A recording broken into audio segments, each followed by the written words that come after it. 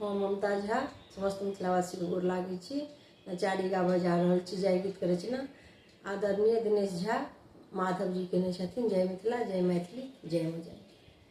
हम की कहबोगे बहिना, किछु विलम्ब जँ भांग में तै, किछु विलम्ब जँ भांग में तै, रुस रहता रुसना। हम की कहबोगे बहिना, हम की कहबोगे बहिना, भोरे भोरे भांग पीबै छथिन टुआ भेष दिगंबर। भोरे भोरे भांग पीबै छथिन टुआ भेष दिगंबर। चिता भस्म तनि लेपबतः बा, चिता भस्म तन लेपिबतः बा, नाचै भरे अंगना। हम की कहबोगे बहिना, हम की कहबोगे बहिना, जटा जोट सिर गंग बिराजे बसहा, बरद सवारे हर।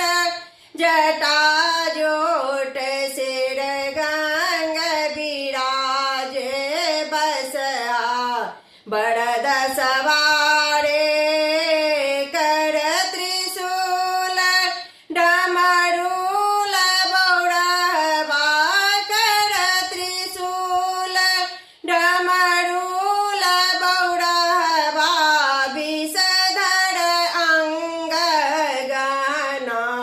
हम की कहबोगे बहिना, हम की कहबोगे बहिना, नहीं छनि खेत पथारे नका, नहीं छनि महल अटारे, नहीं छनि खेत पथारे नका, नहीं छनि महल अटारे।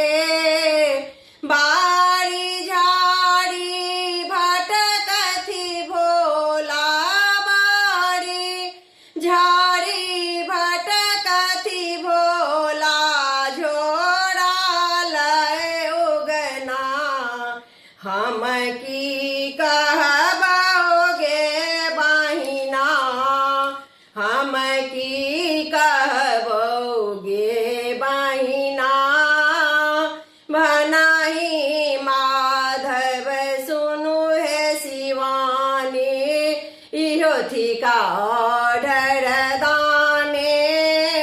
भनाही माधव सुनु हे शिवानी, इहो थिका ऑर्डर दाने। सकल जगत के स्वामी भोला, सकल जगत के स्वामी भोला, गौरी के सजना। हम की कहबोगे बहिना, हम की कहबोगे बहिना। धन्यवाद।